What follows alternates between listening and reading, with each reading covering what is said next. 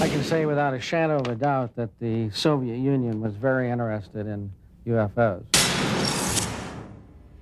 It would not be surprising if saucers had crashed in the Soviet Union. This is so far the best footage of an alleged crash UFO or a dead alien that I've seen so far.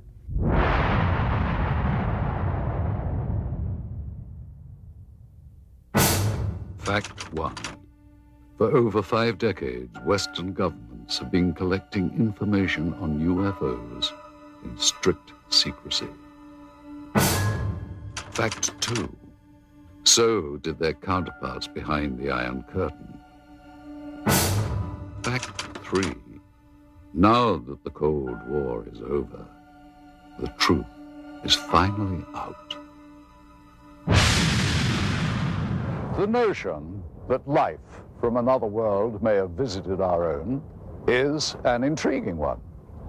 Many say that it is true and that documentation exists to prove it, but that proof has been kept hidden from the public for over 50 years. With the end of the Cold War has come some intriguing, if not surprising, revelations. Western governments apparently have not been the only ones gathering information on UFOs in brutal secrecy. Hello, I'm Roger Moore. Join us now as we embark on an amazing journey of discovery, of international intrigue, and possible interplanetary visitation. Join us as we search for the secret of the century.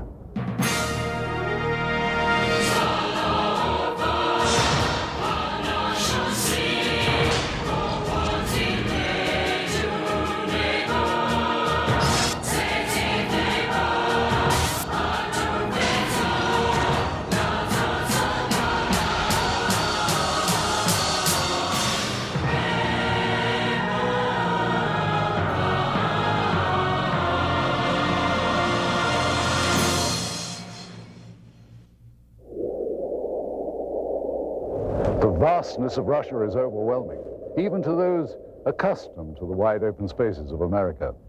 Huge tracts of eastern Russia are still uninhabited, and it was in just such a region, remote and far from civilization, that something profound happened nearly a century ago. In the desolate Tunguska region of central Siberia in 1908, something fell from the sky and exploded on the side of a hill. This event triggered an enduring mystery that scientists are still unable to adequately explain. There have been other well-known cases of UFO phenomena, but it was the Roswell incident that changed the way that government officials thought about UFOs. Researcher Paul Stonehill has done extensive work chronicling UFO sightings in the former Soviet Union. I would say that the most serious research was given the impetus by Stalin in the 1940s when he found out about Roswell. It was then that the KGB and the military separately had initiated studies of UFOs. The KGB, as far as we know, had never ceased studying them. This Soviet Air Force footage was obtained by a group of Russian ufologists. It was declassified by the USSR's Ministry of Defense just before Boris Yeltsin took power.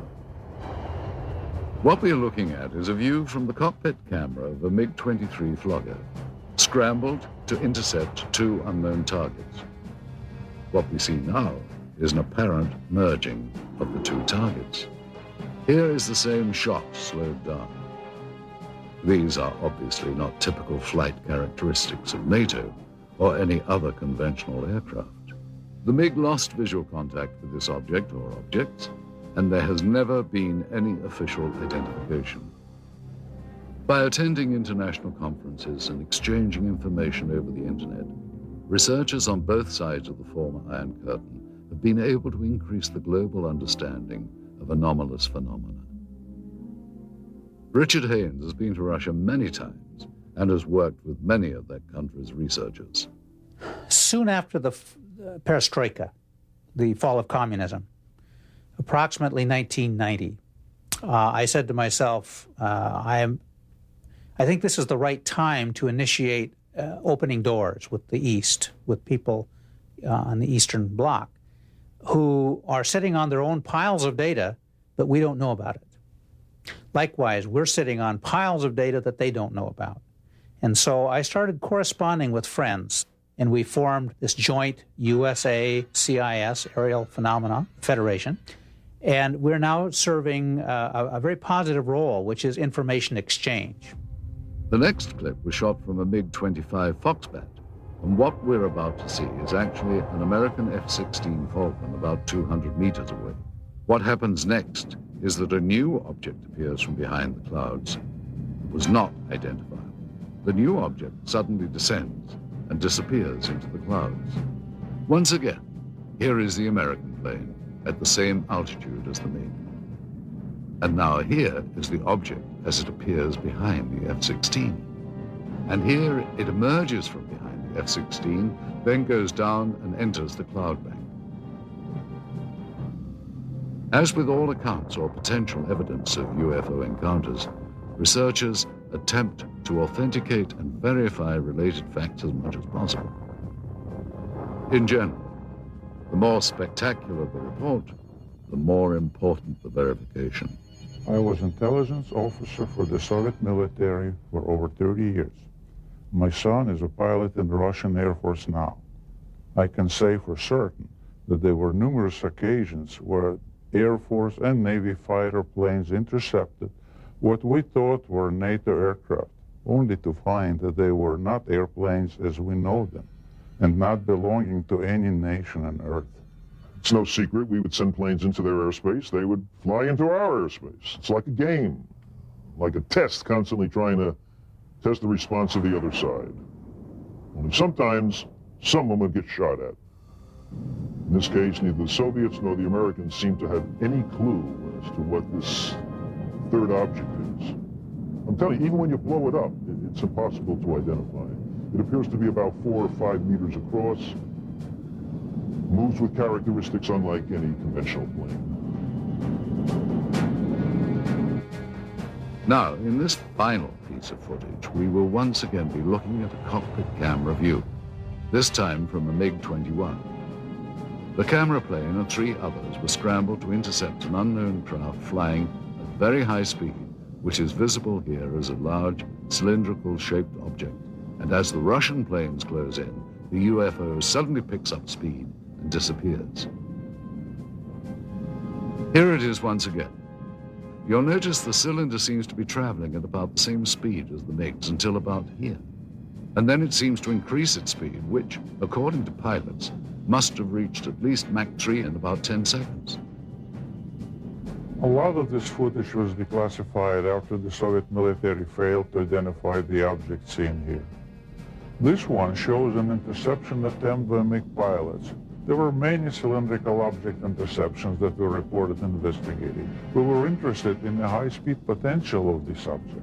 The size of this one is estimated to be about twice the size of a MiG-21. With technology available to us and the Americans, it should not be able to move as fast as it does. Hey, this footage is still interesting because I don't think the Russians had any idea what they were dealing with here. Their fighters were at least as good as ours, and yet here is something that is completely beyond their capability to intercept. The acceleration rate of this thing is impossible for any aircraft that we know of. There was one tragic incident I know of occurring in the early 1970s, in which MiG-21s tried to shoot down an unknown craft flying over Western Russian airspace, which failed to respond to Soviet pilots. The pilots used standard intercept procedure to expel foreign planes out of Soviet airspace. When the craft did not respond, the pilots were ordered to lock on missiles. At that point, both jets were destroyed by some weapon not known to Soviet military. Both pilots perished. There was an effort within the Air Force to make it look as if the fighter planes collided, but investigators I knew personally at the time said it was not collision. They were shot down by something. The NSA intercepted a radio transmission that we were copied on. Apparently, the Russians lost a couple of MiG-21s or 23s. They were trying to intercept something unidentified.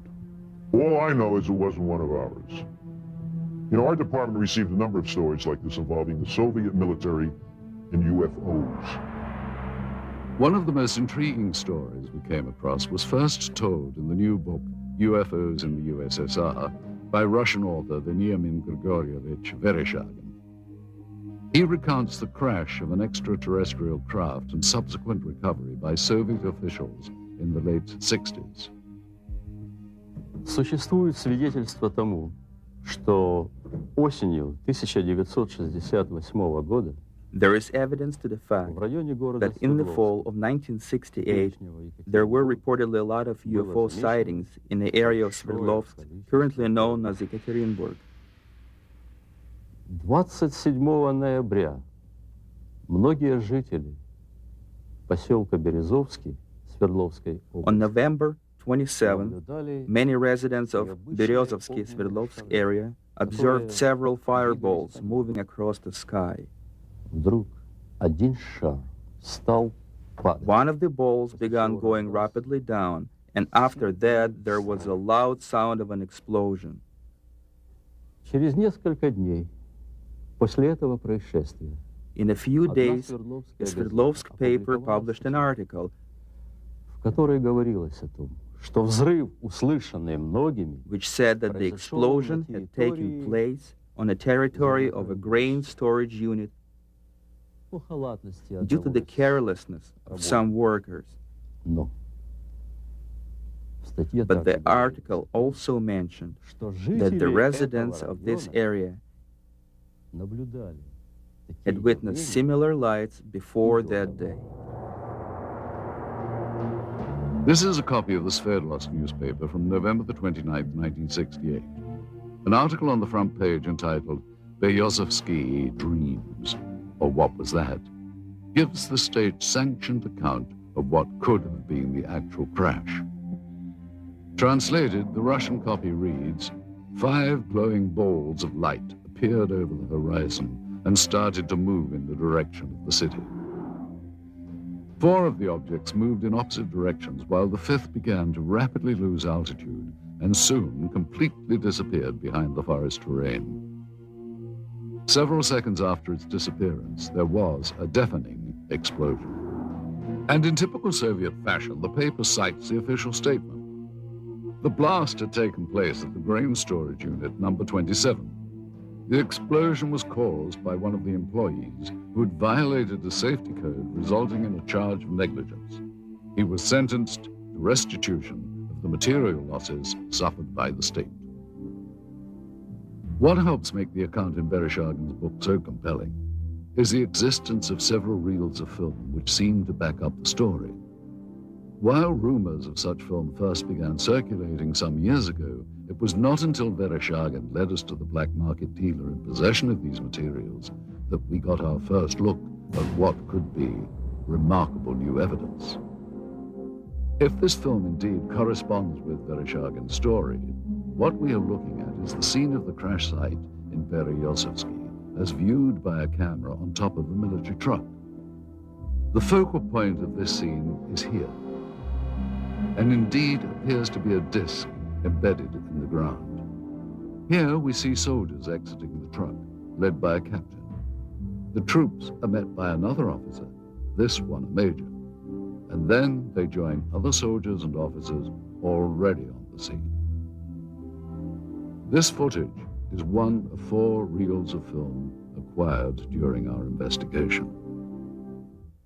The 2 groups that have, without question, been exchanging information freely are the Russian and Western ufologists. It's with a sense of full cooperation that much of the formerly sensitive information has surfaced.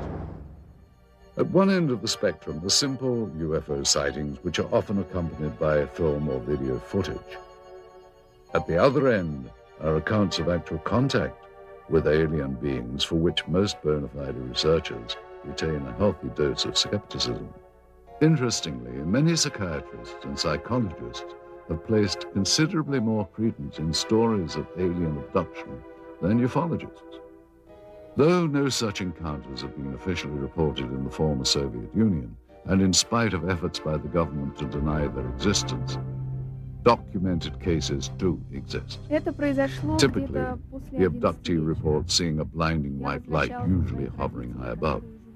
These abductees have reported under hypnosis that they feel compelled to approach the light, as if they are somehow being drawn towards it. Some have reported seeing doors to the crafts actually opening for them. As with their reaction to the light, they feel compelled to walk through. Most abductees have not been able to describe the interiors of these crafts, other than recalling swirling mist and bright lights. Most reported alien abductions include harrowing accounts of medical experiments. Subjects describe an examination room of some kind. Many have reported strange probe-like tools being used on them, and they recall the frightening sensation of being examined, though simultaneously being unable to do anything about it.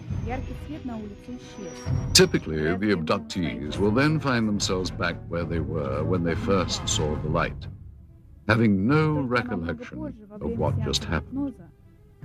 Other times, however, upon checking their watches, they discover that several minutes have passed without their ability to account for it. They literally have lost time. Many abductees have their memories triggered by a mark found on their bodies, the kind they would associate with a needle or some other medical instrument. And not surprisingly, no such report has ever been verified 100%. And yet these stories continue to proliferate. Are these people really being abducted by aliens, or, as some now claim, by members of a secret government agency? The austere building behind me once housed what was undoubtedly the world's largest and most feared intelligence agency. Why would the KGB be so interested in what many consider to be science fiction? From the beginning of the communist era, the Soviet leaders relied on a strong secret police to act as watchdog and often executioner for their rule. This was not a new concept for Russia. During the rule of Tsar Nicholas, the secret police was everywhere, its agents spying on everyone. There were agents watching every train station, hotel, and theater. Shortly after the Russian Revolution, the first Soviet government approved the creation of their own secret police. It soon became a powerful mainstay of the Soviet system. To ensure the continuation of communist rule, the main domestic role of the secret police became to seek out counter-revolutionary views and ensure that those holding them were dealt with. After the death of Stalin in 1953, the secret police became known as the Committee for State Security, or KGB. As the Cold War heightened under Khrushchev, this was also the era that boasted the growth of the KGB's image as an international spy agency. Foreign espionage was at its height. According to Western authorities, the KGB managed to infiltrate every major Western intelligence service. During the height of its existence, the KGB was the largest secret police and espionage force in the history of the planet, with more than 300,000 agents. Its body consisted of 17 separate units charged with such concerns as counterintelligence, foreign espionage, and internal security. The division known as the Scientific and Technical Directorate was the unit responsible for the acquisition of top-secret technological information and materials, including those not originating on Earth. The government body that had the most interest in anomalous activity was very possibly the Soviet military. Did high-ranking officers of the Russian armed forces really believe they could gain a military advantage from UFOs? Though there has been much speculation on the exact nature of the Roswell incident and reports of actual alien beings, conclusive evidence of such encounters has proved elusive. In 1997, the U.S. Air Force issued a follow-up to its earlier Roswell report, which they subtitled Case Closed. They try to account for the stories of aliens by suggesting these were simply crash test dummies misidentified. So it was with a sense of both excitement and caution that we examined the footage recently recovered in Russia. This reel contains images of what appears to be a scientific or medical examination of organic body parts. The individuals seen here appear to be forensic pathologists or biological research scientists. Speaking in Russian, they are seen inspecting the specimen, the leader of the procedure describing his actions and the measurements they are taking. After several minutes of this, there is a change in camera angles.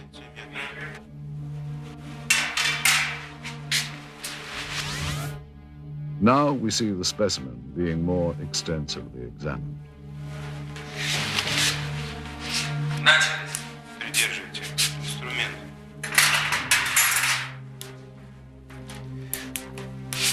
Ткани разрезаются тяжело. Пробуем кусачки. Придерживайте. Ребра пытаюсь перекусить. Так, нож. Tools are used to cut open what the leader constantly refers to as tissue. Что-то белое попадает. Очень ригидные ткани. Давайте попробуем другим.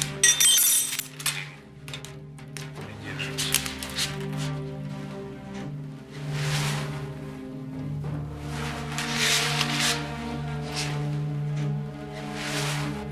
Вы не оцените вот этот вот лоскут. Инструмент. Нет, пинцет. He also describes parts that are removed as resembling various organs. Записывайте, достаем внутренние органы, надрезаем похожую на клетчатку внутреннюю ткань. The camera angle changes again.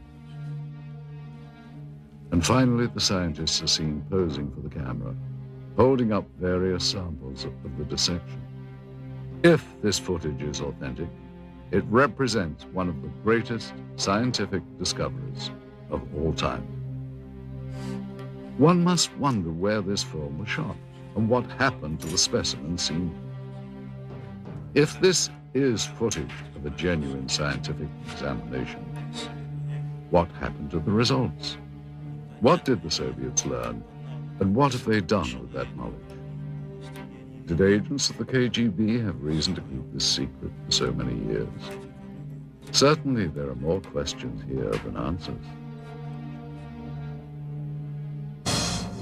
Russia has had countless UFO sightings.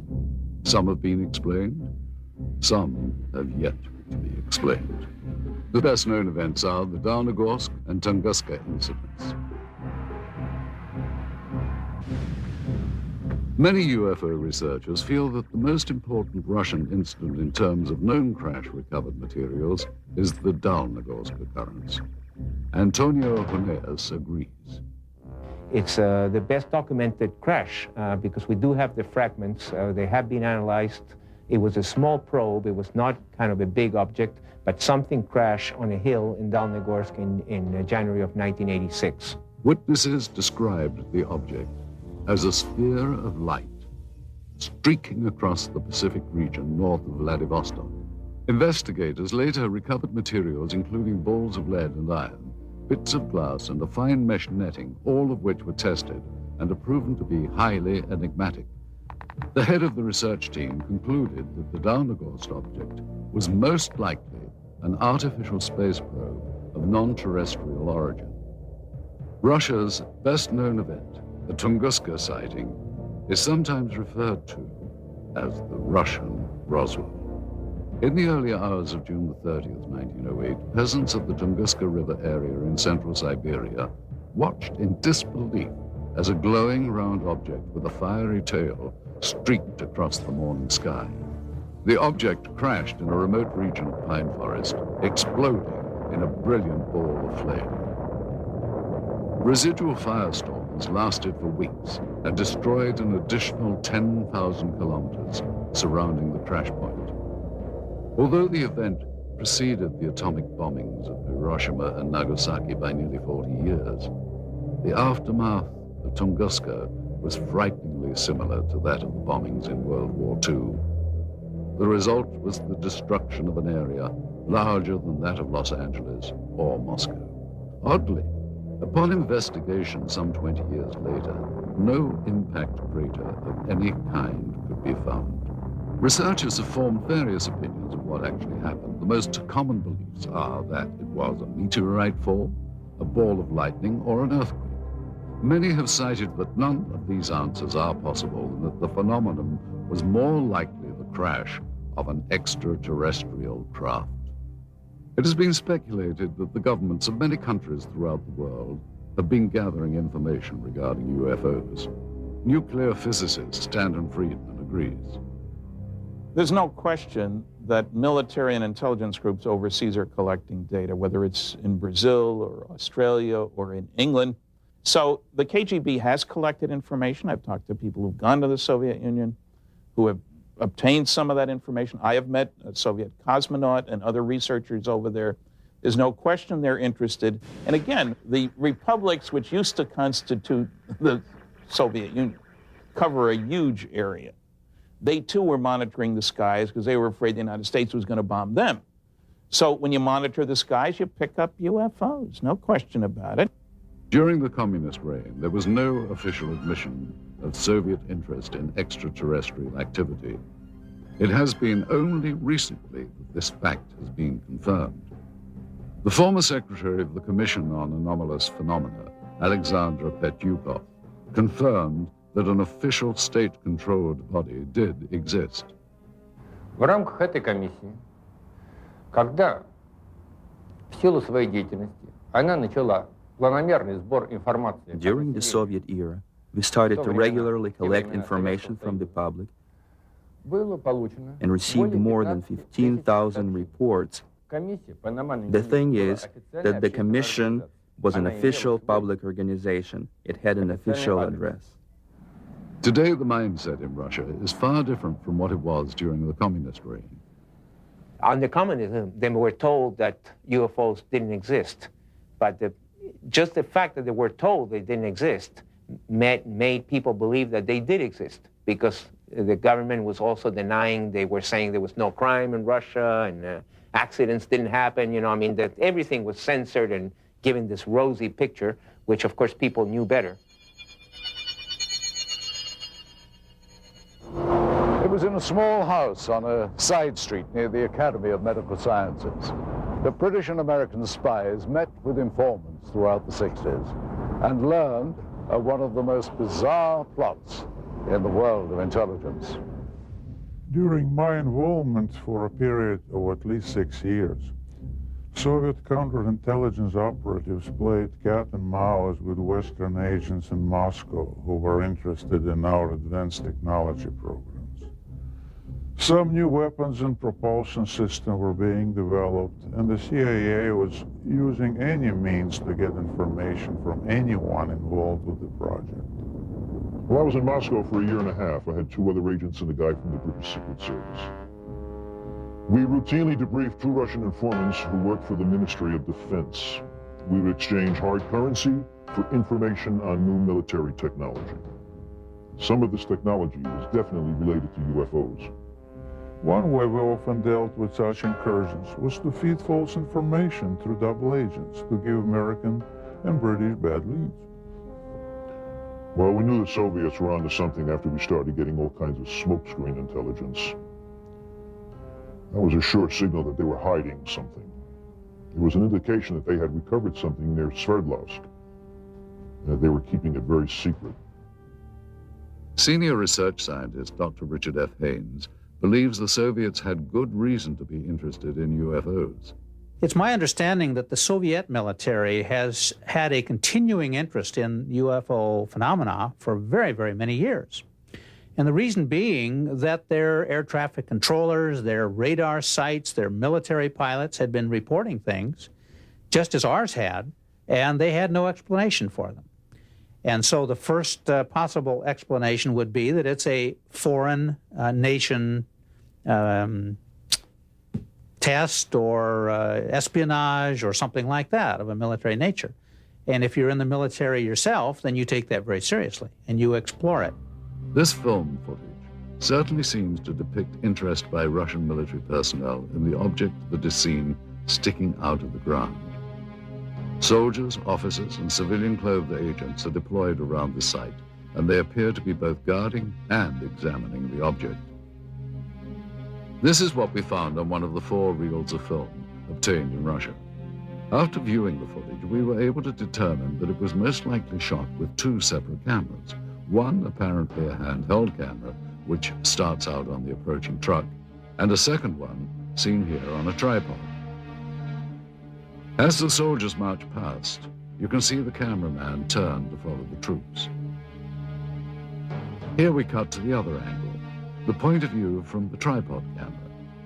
And here you see the handheld camera as the truck pulls up. Both cameras change vantage points several times during the film, as if to get better views or perhaps under orders of a superior. From this angle, we see yet more troops arrive.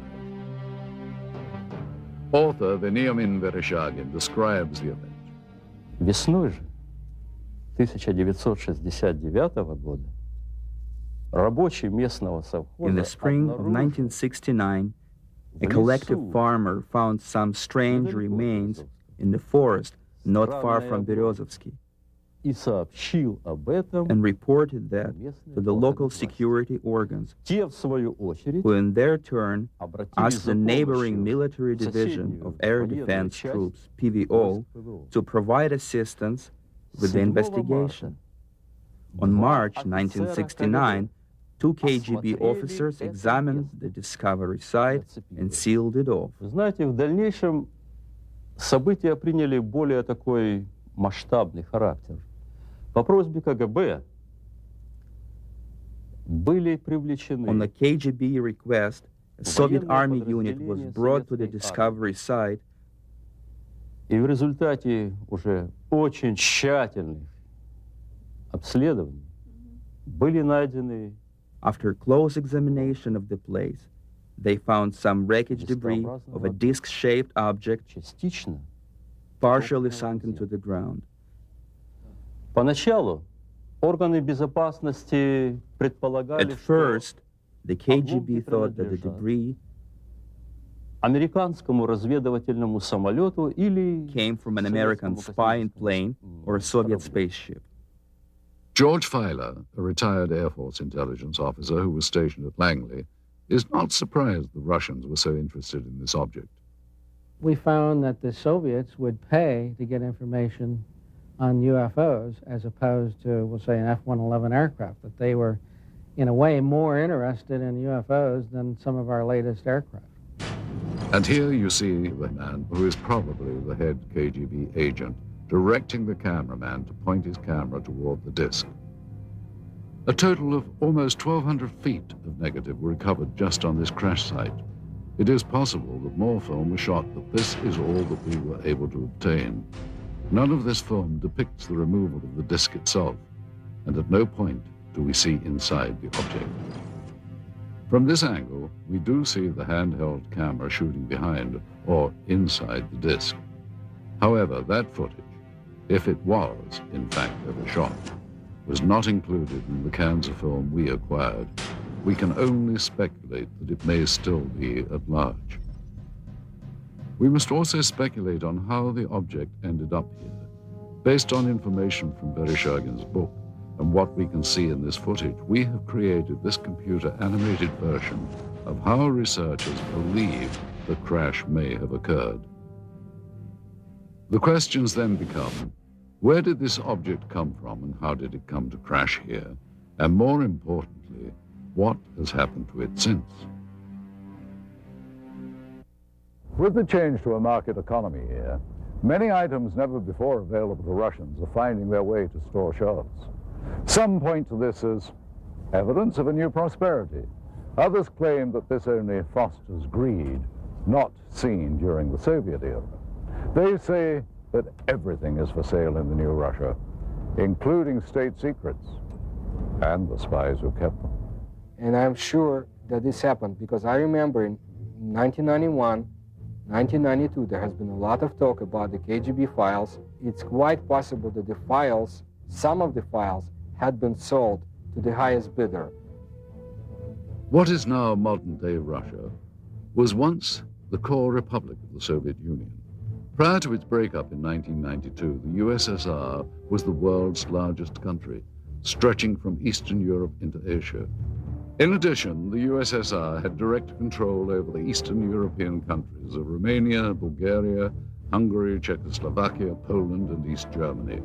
The boundary of these countries was for years referred to as the Iron Curtain. For decades, its military power influenced events throughout the globe. The single most important event in Russian history was the Revolution of 1917. The Bolsheviks changed the country from a monarchy to the world's first communist state. In the late 1920s, Joseph Stalin transformed the country even more by regimenting every aspect of daily life and still managed to brutally stomp out his opposition. While the USSR was allied with the West during World War II, the years after the war ushered in an era of mistrust that came to be known as the Cold War. This new relationship chilled ever further in August of 1949, when the Soviets exploded their first atomic weapon. The Western powers, including the United States, viewed the USSR as the world's greatest threat. In its ongoing competition with the West, Russia's greatest victory occurred in 1957 under the leadership of Nikita Khrushchev. It was the beginning of the space age. As the first nation into space, it's not surprising that in the years to follow, the Soviets would become increasingly curious about extraterrestrial life existing in our galaxy. Despite their early victory in the space race, back at home, the standard of living and the country's lagging economy weighed heavy on the minds of the Soviet citizens. Under Soviet President Mikhail Gorbachev in the 1980s, the terms glasnost and perestroika came to represent a period of humanist reform. The first truly democratic elections in Russia's history occurred in 1991. After 70 years of Soviet rule, the USSR was dissolved. A new market economy has emerged along with more freedom for the people. While there are some who yearn for a return to communism, most citizens feel that the new Russian democracy has been a vast improvement to their daily lives. But with these positive changes come problems. In a recent news survey in Russia, citizens were asked the question, who controls Russia today? An astounding 23% responded the mafia. Renowned Russian writer and Nobel laureate Alexander Solzhenitsyn wrote, Russia's economic chaos is the result of nearly criminal reforms that have created a new class of mafia capitalists. The word mafia refers to the new system of organized crime in Russia involving countless government officials, businessmen, and organizations controlled by criminal groups. Resistance to extortion attempts has resulted in violence. Kidnappings, assassinations, attacks on family members, or harsh persecution by corrupt government officials have been documented. Dozens of bankers were kidnapped and assassinated by the mafia in the first few years of Russia's independence, when organized crime was taking control over the country's financial system. Having eliminated its rivals in such a brutal manner, the Russian mafia is now in a position of great power. What the future holds for the Russian Republic is uncertain. What is certain is that in the next Russian elections in the year 2000, the interests of big business and those with money will be well represented, and undoubtedly so will organized crime. Mafiocracy, as it has been called, might become the totalitarianism of the new millennium. With the collapse of the Soviet Union, many changes have come to Moscow and the rest of Russia. Gone is communism and the strict controls that once governed daily life here. Please understand, Russia has always been a secret society. Just recently, we found out that the secret police had kept records on UFO phenomena, And some of them had been released only recently. Some, not all, coming to light now. Case in point, the intriguing film footage we had acquired. Proof, some say, of alien visitation. Being that this material is of such sensational nature, we had many questions regarding its history. Little information was provided us by the black market dealer from whom the film was purchased. It is likely that such materials were kept stored in a holding facility, a vault located beneath KGB headquarters perhaps, reserved only for those with the highest level of security clearance. Kept safe in underground storage for decades, the film was probably only handled by a select few who would have known of its existence. After the collapse of the Soviet system, there was a transitional period marked by confusion. Accountability to the old regime dwindled, and closely guarded property lay vulnerable to the changes sweeping through the crumbling Union. Those with connections under the old regime found themselves perfectly positioned to exploit the situation. There was a lot of chaos when the Soviet Union, disintegrated.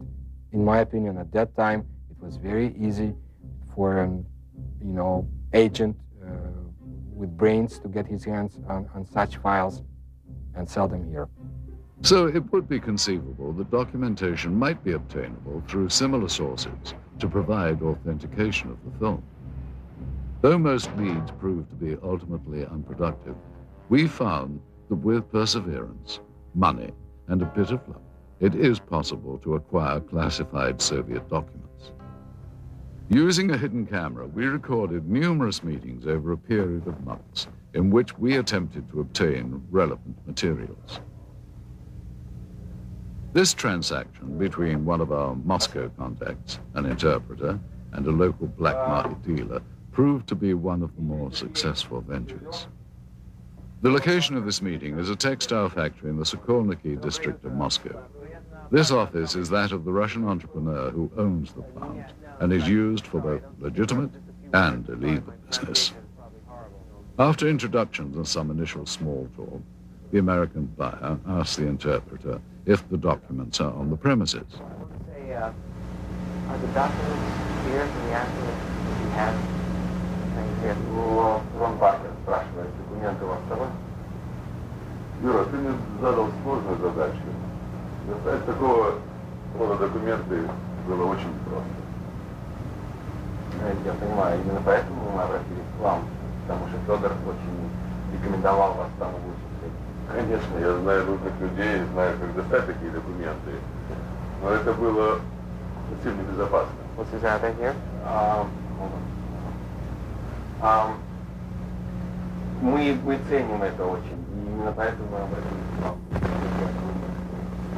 Хорошо, работаем. The businessman tells him that he has had difficulty in obtaining the documents and the price has gone up. He is told that it is impossible to come up with any additional money. Да, мы договаривались, ты должен понять, что достать такого рода документацию совсем небезопасно. Не, я понимаю, we only have 10,000. Да, у нас только 10 тысяч, понимаете, в этой сумке сейчас 10 тысяч. Но мы договаривались с вами. Первоначально, да, мы договаривались, но... I mean, I can't go out and... Это очень сложно, кстати. Нет, я это понимаю. Я понимаю, я отлично понимаю, но вы понимаете, здесь вот в данный момент находится только 10 тысяч. Мы не можем сейчас найти где-то еще вдруг никто не сегодня 5 тысяч. After consultation with his associate, the seller finally agrees to honor the original price. Давай, ладно. The files are then removed from a safe and given to the interpreter to inspect.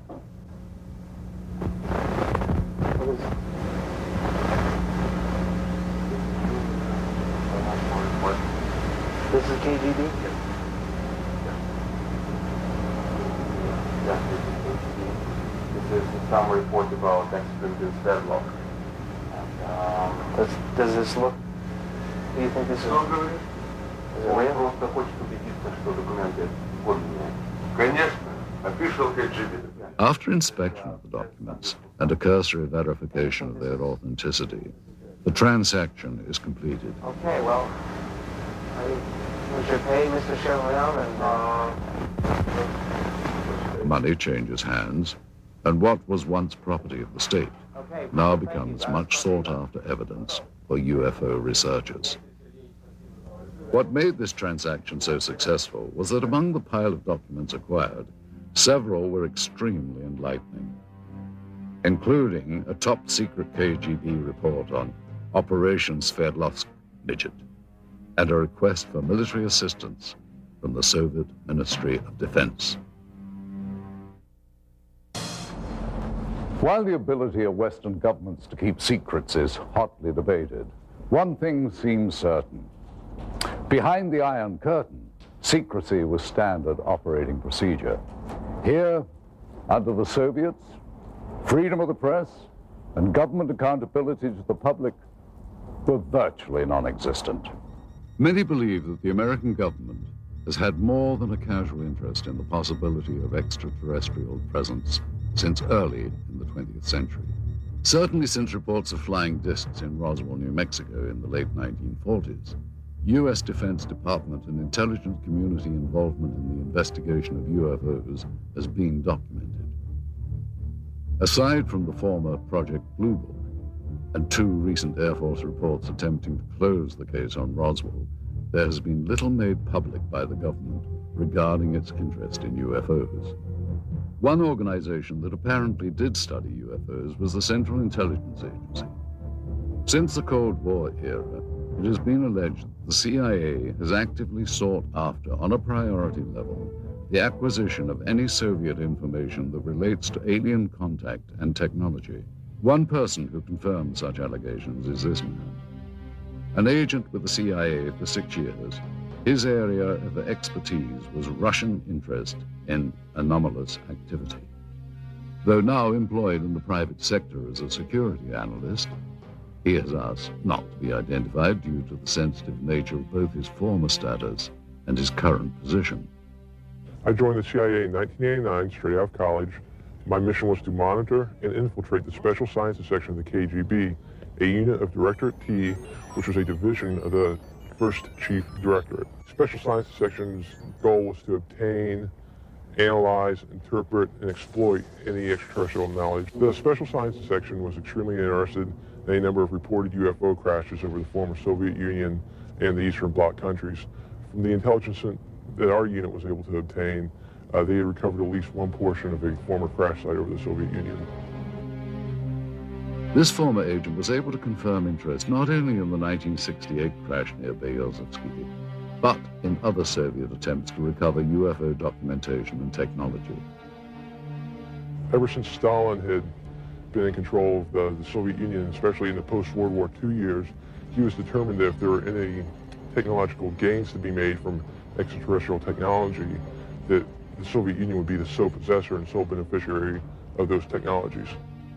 Due to the change of power in the former Soviet Union, many believe that much of the formerly unattainable information from the Cold War era may now be in the hands of the U.S. and British intelligence agencies. Since the early days of the space race, the U.S. and Russia made many independent breakthroughs. However, some of the new discoveries on both sides were undoubtedly obtained through old-fashioned spying and subsequent reverse engineering. Since the dawn of modern civilization, obtaining a rival's technology and adapting it to one's own uses have been the cornerstones of military and industrial espionage. This practice of dismantling another's hardware, discovering its secrets, and adapting it has become known as reverse engineering. Since the infamous Roswell incident in 1947, it has been purported that the source of much modern U.S. military technology has been not from this earth.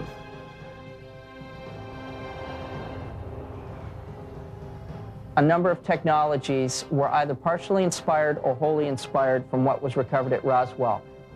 It's amazing that when you look at the profiles from both the sides and from dead on, how close to stealth technology and spy plane designs that the Roswell ship resembles.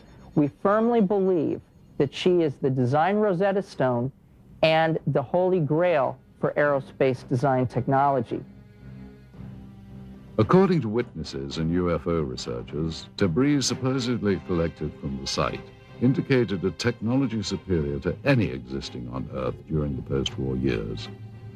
The possibility exists back in the 40s that because all this new technology came out of Germany, we had scientists from Germany that either we were testing new advanced concepts to us at the time, these rocket engines, which were brand new to us, or this was some kind of smokescreen, if you will, to hide or to put the Russians off guard, make them think we were further along than we really were. And there's been a history of misinformation on both sides trying to keep each other off guard, and that very likely is one of the possibilities.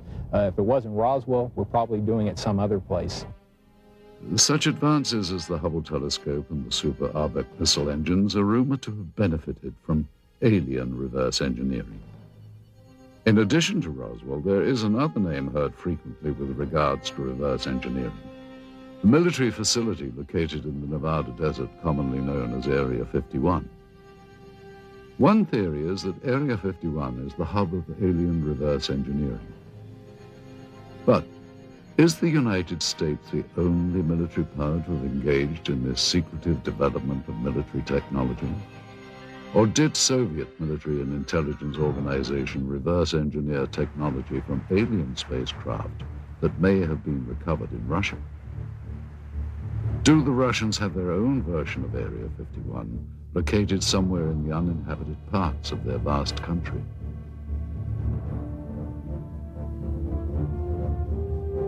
Did the KGB, in addition to their agenda of maintaining the hard and fast rules of the communist regime, add to their duties the manipulation of alien technology for the advancement of Soviet power? Thus far, of all documented UFO sightings that have taken place within the former Soviet Union, not one was publicly acknowledged by the KGB. While reverse engineering remains a common practice throughout the world, not only in the military, but industry as well, the question as to whether or not it has ever been used to obtain alien technology remains unanswered. If the Russians had in fact recovered an extraterrestrial vehicle, as they seem to be doing in this footage, they no doubt would have wanted to benefit from its technology. We invited ufologist Stanton Friedman to view the recovered footage and to give us his input. It would not be surprising if saucers had crashed in the Soviet Union. And if somebody had monitored this on radar or from whenever, satellites, we had satellites, they had satellites at that time, or just a report from a local person. And the kicker is, the fact that you get troops out there and a cameraman doesn't necessarily mean it's a flying saucer. We need to be a little cautious about jumping to conclusions. Now, I think that film is worth a detailed investigation. Those things cost a lot of money, actually, to go over it. You have different specialists looking at, you know, are the uniforms correct for the time frame? Is the film actually made in the Soviet Union? We asked Russian film expert Sergei Goncharov to examine the film for its authenticity. He first explained the background of the film cans. And this is the name of the factory that manufactures the motion picture film in the city of Pereslavl. This is the type of film type A2, which is the emulsion. After Sergei examined the cans, he felt that they were authentic and consistent with the area and time period from which they had allegedly come. Now that we've looked at the cans, the next thing to do was to actually find out if the film itself had any markings on it. Okay, in the very beginning of the film, we have this word, which in Russian says начало, or the beginning, or the start. Now, the next bit of information are these two items. M-A-R-T, Mart, which is the month of March, 1969, letter G for year. So the year of 1969, the month of March. Okay, then we have the two bits of information. which says plyonka number 267. Plyonka in Russian means emulsion or film, could denote the reel, the roll, or a batch, and this, of course, is the number. The next thing we see is this bit of information. Совершенно секретно, top secret archive of the KGB logo and the word archive of the KGB. Finally, Sergei Goncharov compared the markings on the film itself to what was printed on the cans. As you notice right here on the edge of the negative, we have the word безопасная пленка, meaning safety film, and type A2 or type A2, which is exactly the information that you have on a can. Next, we showed the film to Russian researcher Paul Stonehill. The colors of the film, the quality, soldier uniforms.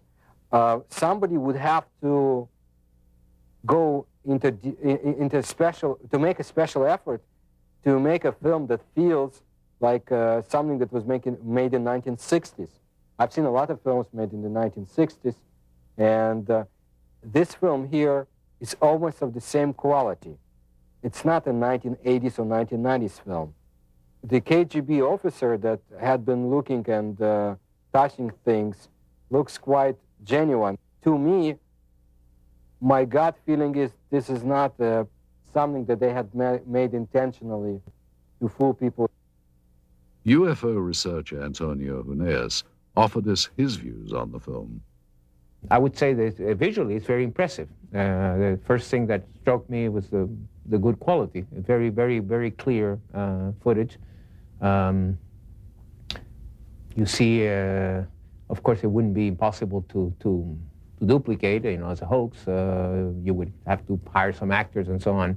But it was quite well done. Of course, it could even be some kind of disinformation too, that the KGB was quite notorious about doing disinformation. For what purpose, I don't know, but they might have done some kind of training film or something to, of course, if it was disinformation aimed against the Americans or something, we never heard of it, so that's also dubious. Finally, while Mr. Huneeus felt that the film required more investigation, he was impressed and intrigued by it. Well, I would say that if this is real, and I do not have the elements to make that judgment, this is so far the best footage of an alleged crash UFO or a dead alien that I've seen so far.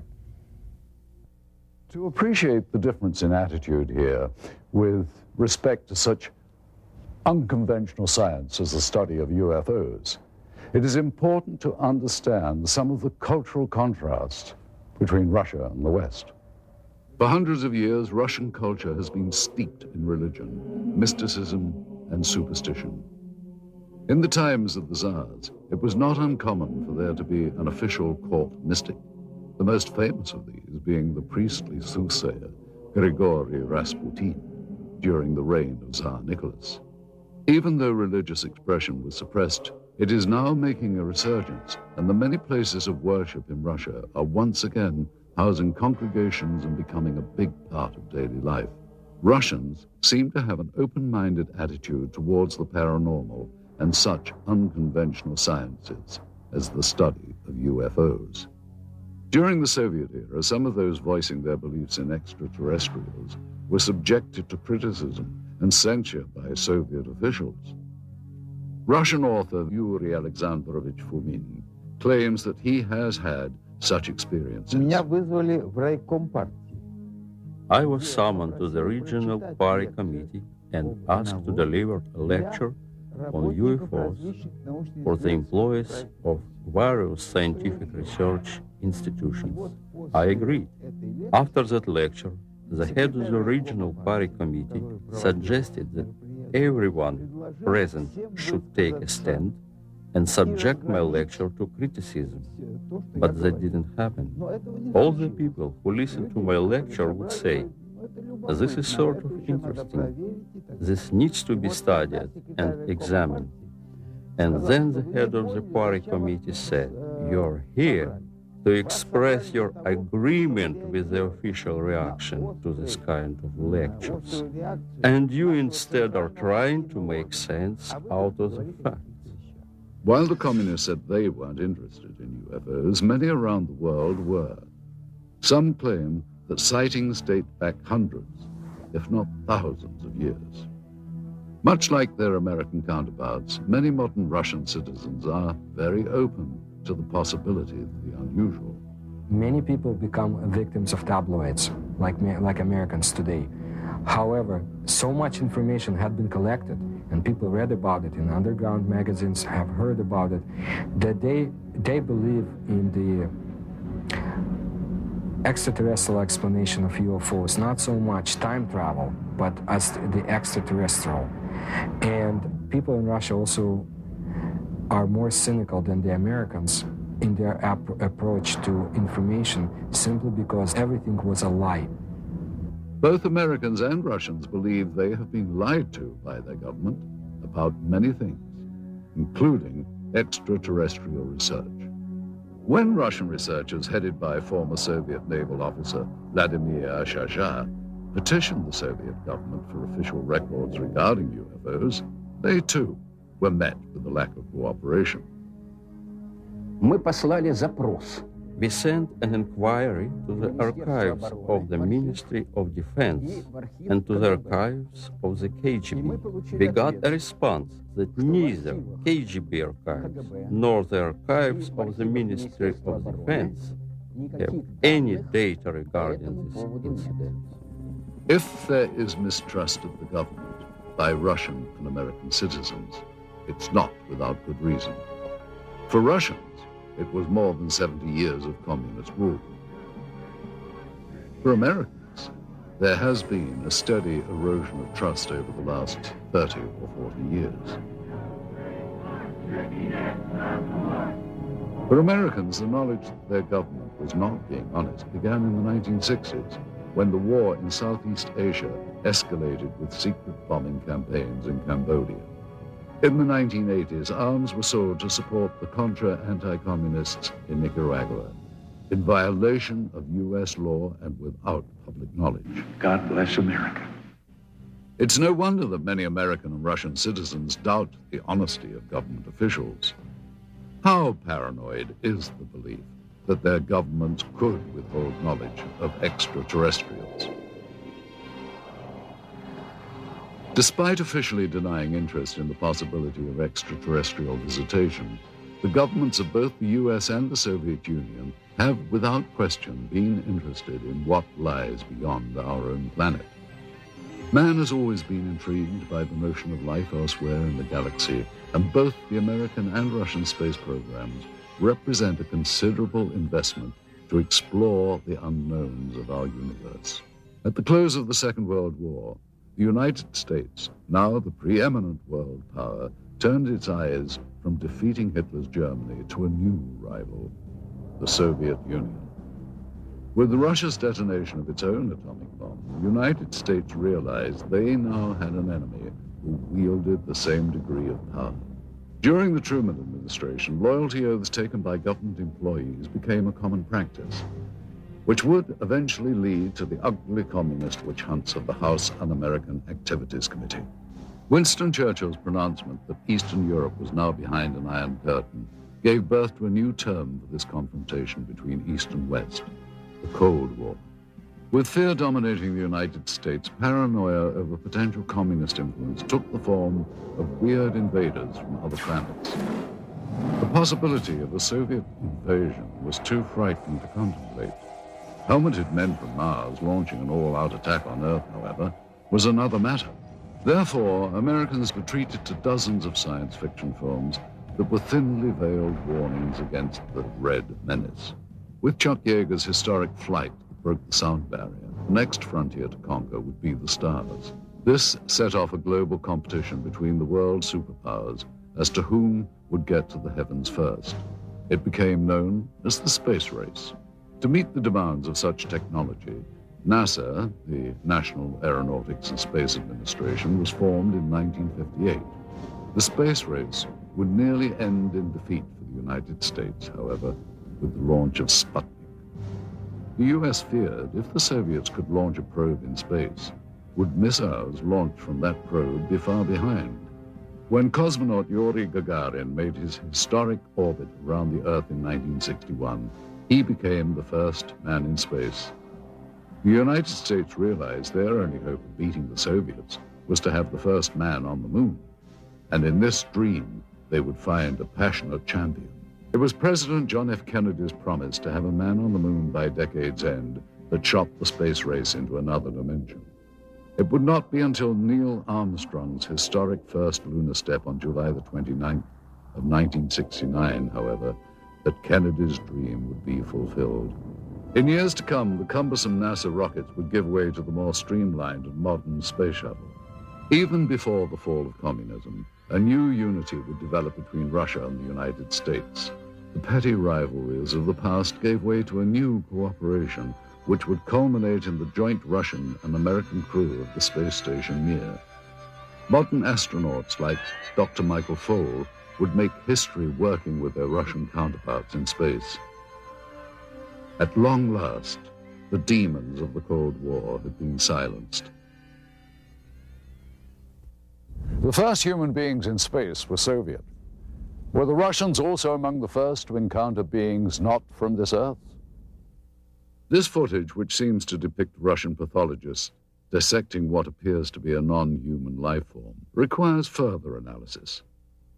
We once again asked Stanton Friedman for his comments. I don't know what to make out of it. I'd certainly say it's worth further investigation. By my standards, it's in my gray basket. Not black, not white, maybe. Worth following up on. We then asked film expert Sergei Goncharov if he thought that the film's characteristics on this reel were consistent with the time period from which it was supposedly shot. It certainly is consistent with the information on the can. It is negative. It's got the negative perforations. It's exactly what the information on the can indicated. Sergei explains the significance of a flash frame, an interesting and possibly important characteristic of the film that was discovered. All right, now, a flash frame, this is, of course, a flash frame is that piece of film that is, when you push the button on the camera and you start exposure and you stop the camera to stop the exposure, and then you restart the camera again. By virtue of inertia, the camera will sometimes expose either a flash of light, or if you point the camera away from the person in front of it, you will see some other subject matter.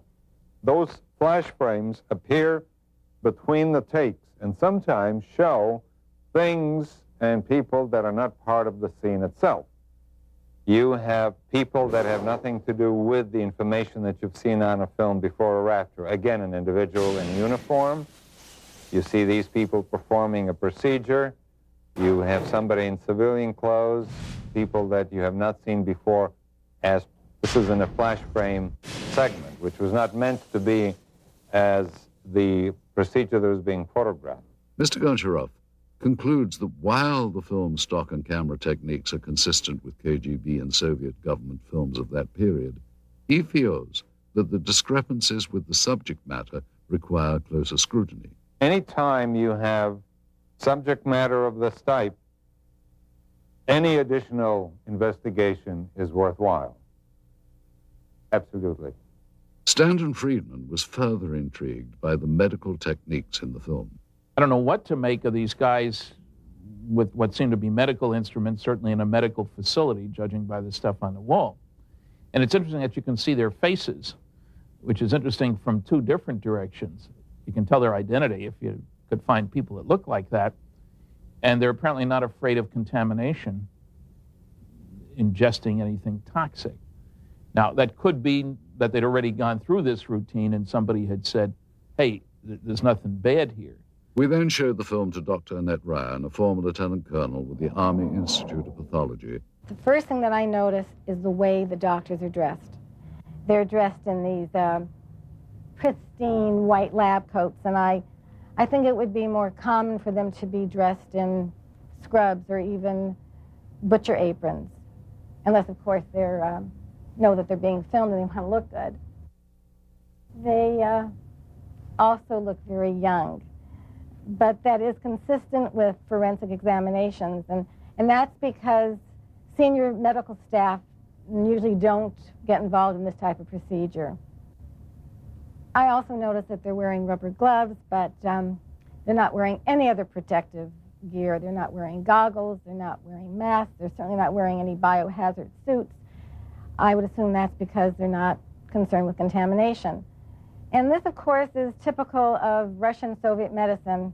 I mean, when we think of Chernobyl, just remember back that there was a terrible lapse in any type of protection. It certainly would not happen in the United States. I mean, it would be unheard of. Next, Dr. Ryan commented on some of the specific medical procedures.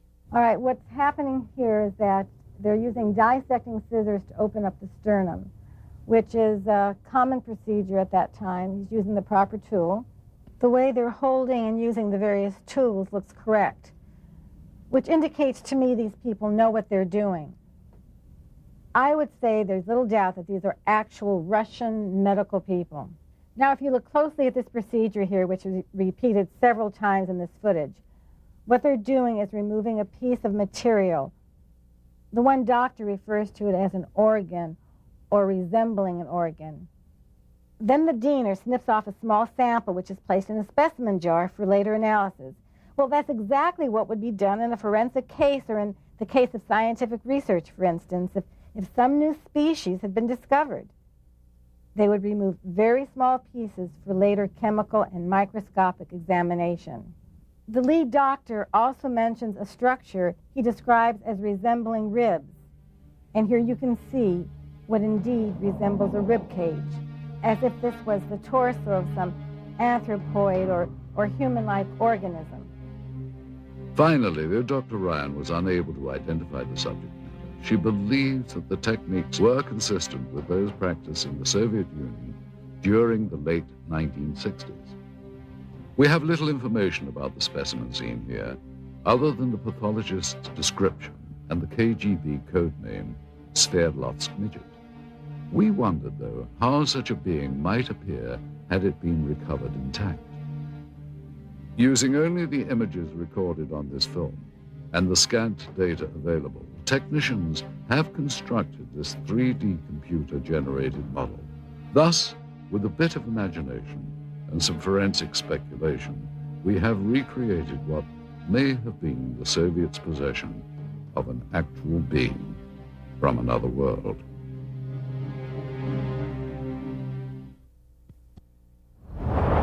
Information leaked from intelligence sources in the West indicated a belief that the Soviets were actually attempting to reverse engineer something not manufactured on this Earth.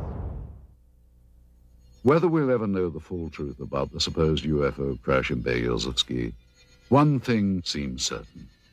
If agents of the KGB or any other branch of the Soviet government did recover parts of a craft made by alien beings, they would have been extremely interested in examining all the materials very closely.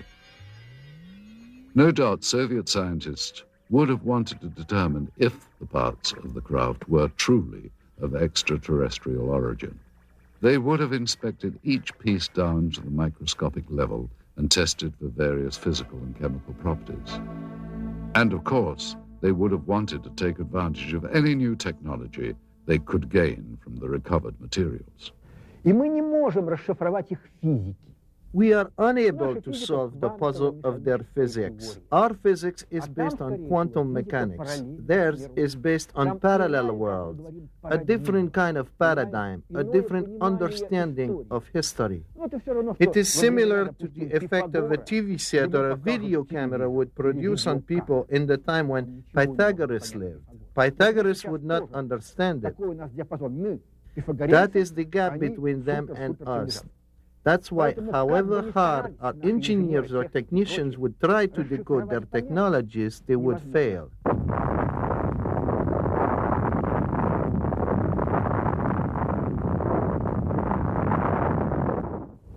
Back in the West, not only did the military consider UFOs a serious subject, but the Soviets' interest in them as well. It seems that, in the beginning anyway, both sides thought that flying saucers were an invention of the other. And that fueled a decades-long campaign of espionage and counterespionage. Many believe that U.S. intelligence agencies such as the CIA, NSA, and the military have not been completely forthcoming with information regarding extraterrestrials. The same is apparently true of the KGB. Some claim that the KGB, as well as the U.S. government, may have been using the UFO phenomenon as a smokescreen to cover other top-secret activity from the very beginning. Former NASA scientist Dr. Richard Haynes concurs. Well, all I can say is that there are verified documents from Stalin's time that showed he had an intense interest in Roswell, what was going on in Roswell, New Mexico in about mid-40s. Well, that makes very good sense from the standpoint that that's where our atomic bomb group was, the 509th Bomb Group, from which Hiroshima and Nagasaki events happened, ultimately. It's where the pilots trained. So it's understandable that Moscow would be very interested in this subject from that standpoint. If UFOs are a cover, they have been used very effectively by both sides. So it's to the convenience of the Russian government, Soviet government, to continue the charade. It can be considered a form of disinformation. There is an alternate theory regarding UFO disinformation. Many researchers believe that the government may be intentionally drawing attention to the less credible, self-proclaimed ufologists as a means of lowering the perceived credibility of all UFO research. Alien abductees and conspiracy theorists are most often the least believable, and at the same time, the most visible. Russian rock and roll singer Natalia Medvedeva claims to have known several people that have had contact with aliens. One guy died, another got paralyzed, the third one became a heroin addict and could not overcome it. Sergei Borisovich Proskuryakov is a Russian researcher who has studied anomalous phenomenon and pyramidal constructions. His beliefs may also seem unconventional. When I lived in Minsk, a KGB officer came to see me. He filmed all the documents I had. I couldn't escape anywhere. I believe they ended up in the KGB archive. I have information that my researchers of interest not as much for KGB or CIA as for presidential structures in the USA. Are individuals like these truly informed?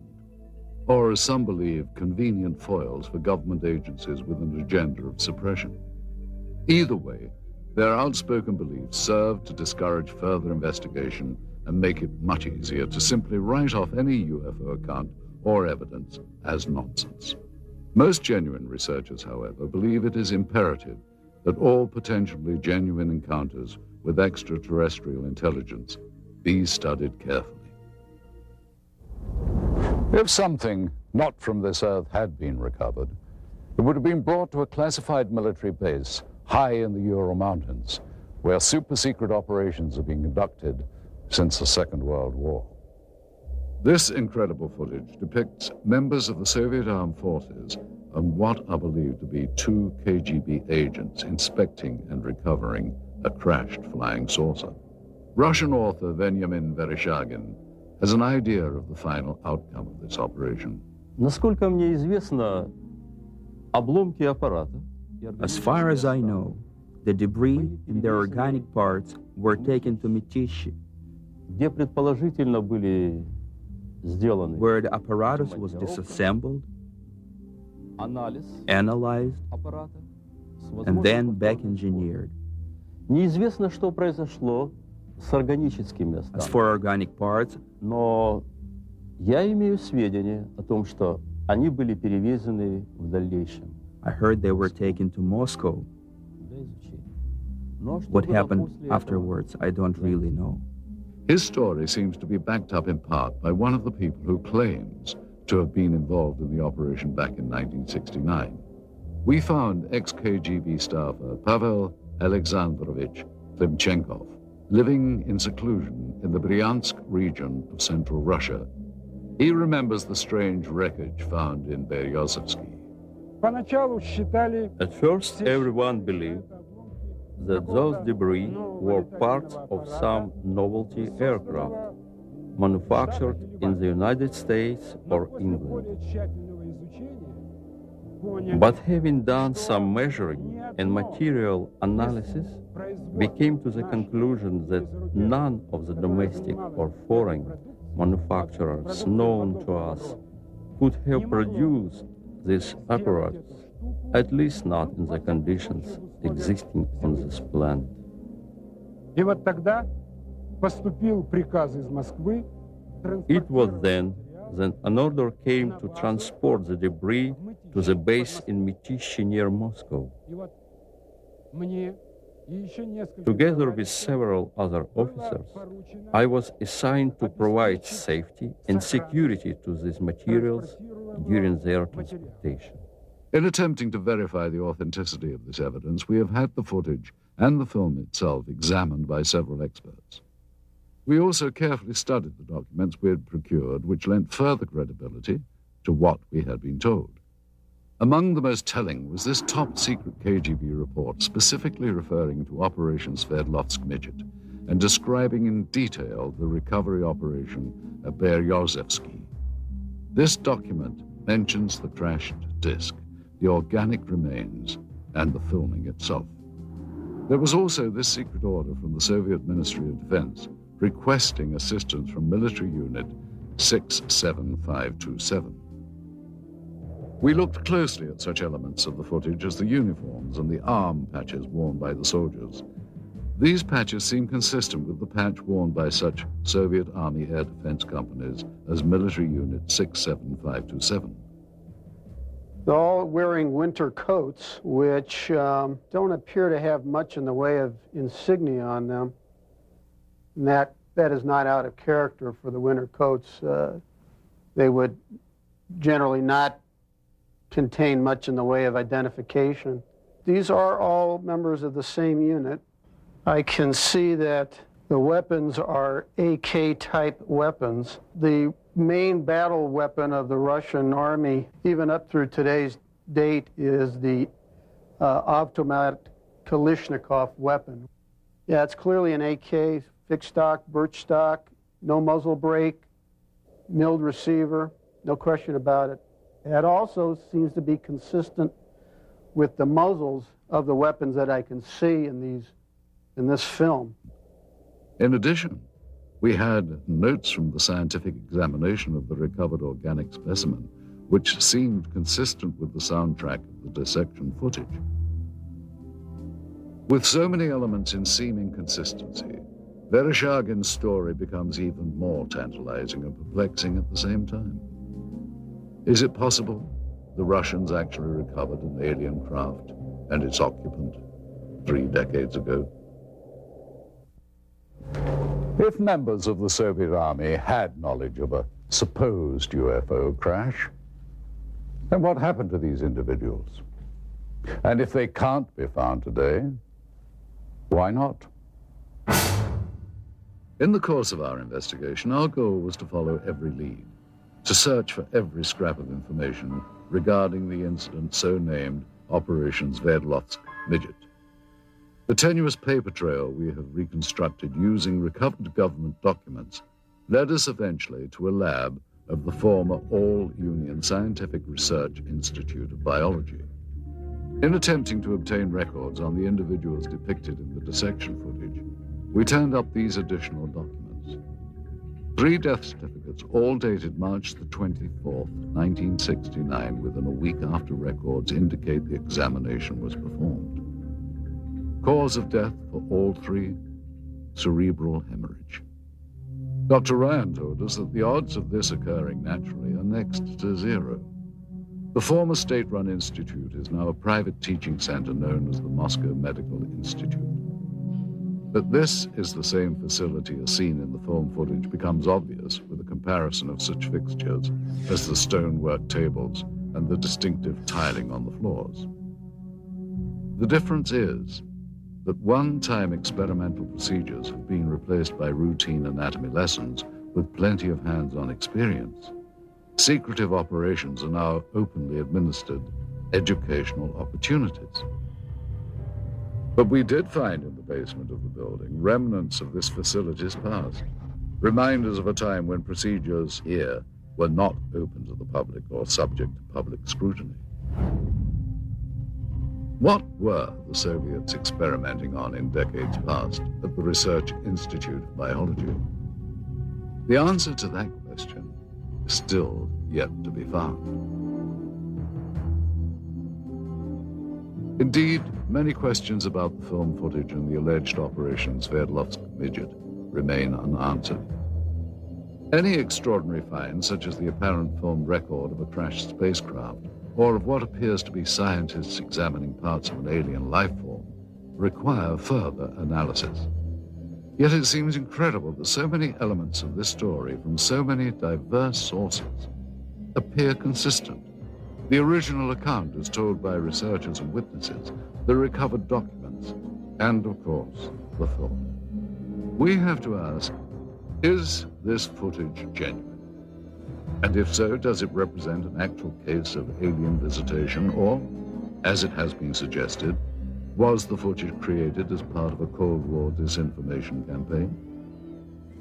One other proposed possibility is that it was simply a military training exercise captured on film. Again, if it is a real UFO crash, where are the remnants? And what happened to the body of the alien being? With all that we have unearthed here, the big question seems to be, what is the significance of what are clearly some very profound discoveries? And will we ever know the full story? We hope you've enjoyed visiting Russia with us, and we hope you've gained some insights on what promises to be a continuing source of intrigue and controversy. Thank you for joining us. I'm Roger Moore in Red Square.